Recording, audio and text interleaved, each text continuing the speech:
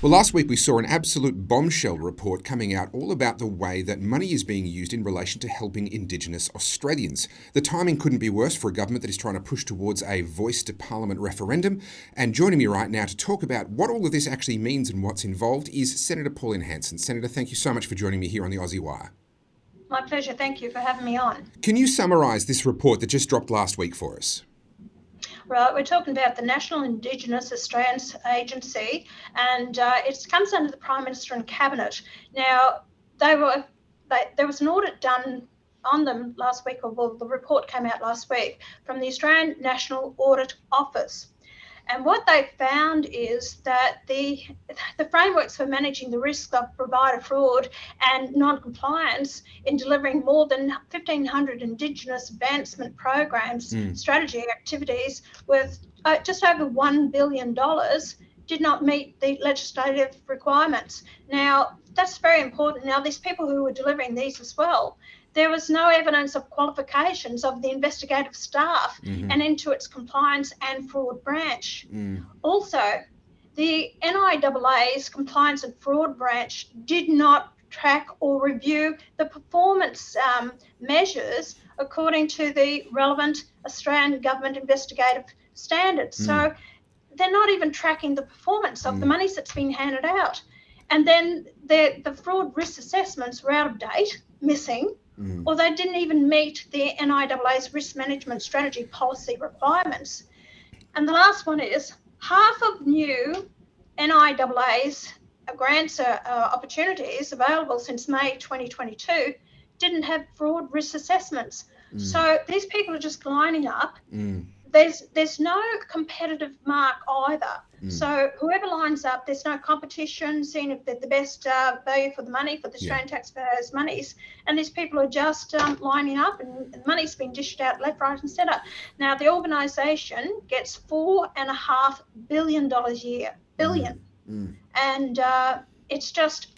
It makes the ABC look like a baby when you're talking numbers and budgets of that size. Now, at this point in time, we're not pointing to anyone in particular and saying that they've committed fraud, but just the failure of oversight. If you were in the corporate world working for a publicly listed company, handing out grants as part of your role in that company, and you failed to execute proper precautions to protect against fraud and to make sure that there was proper oversight, it would cost you your job or worse.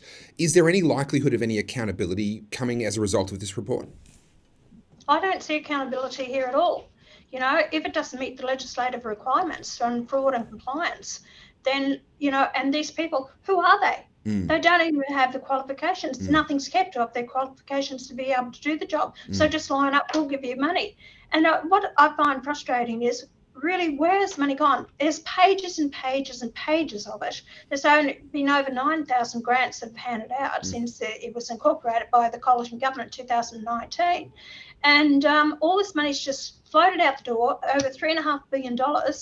And yet, what results have we got from it? I question the whole lot, and I want it fully investigated, audited, and I want to see value for the Australian taxpayers' dollar.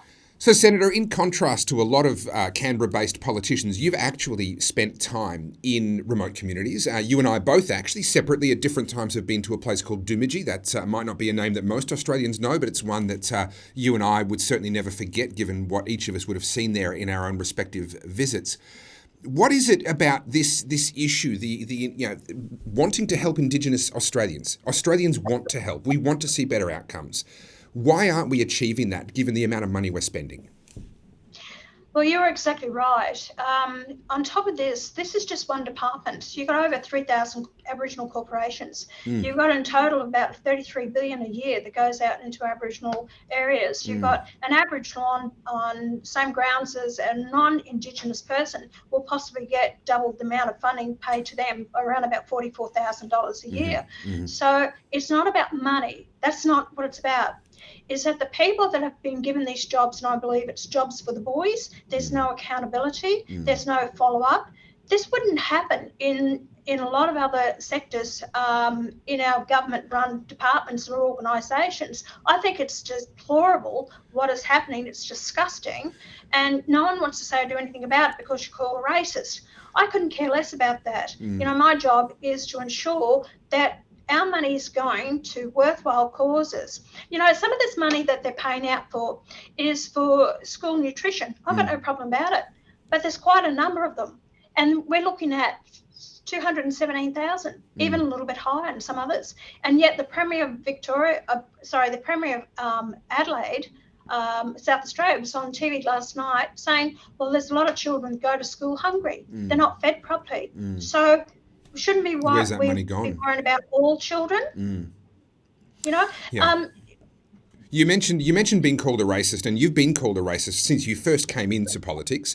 And part of that is because you were actually right about ATSIC at the time. This is not the first time we've seen these sorts of issues with oversight and governance. Can you tell us that story? Because I think it's important for people to be reminded this is not your first rodeo, and this is not the first time this issue has come up. That's exactly right. In my maiden speech from 1996, I called for ATSIC to be abolished. It was costing taxpayers over $1 billion a year. It was a corrupt organisation, and the money wasn't getting to where it was needed in these communities. This is it all over again with NIAA, exactly the same. Well, after I called for it in my maiden speech in 1996, it was the Howard government, supported by the Labor Party, that got rid of ATSIC. So here we have the NIAA that is not productive in delivering the much needed services that these communities are calling out for. So if we get the voice, what are we going to have, another layer? They won't get rid of the NIAA. We're going to have another layer of bureaucracy, another layer of people advising them on a voice on what legislation should be actually adhered to. So it's going to hold up our parliament. It's another layer of bureaucracy, another cost to the taxpayers, and it's ridiculous. It's divisive, and I'm totally opposed to the voice. Well, Senator Pauline Hanson, you were right about ATSIC back in the day. It took 8 years for the government and opposition to finally realise you were right and actually take some action. Hopefully we don't have an 8-year delay on this latest round of revelations. Thank you so much for your time today, and thank you for your work. We appreciate it here at the Aussie Wire. My pleasure. Thank you very much.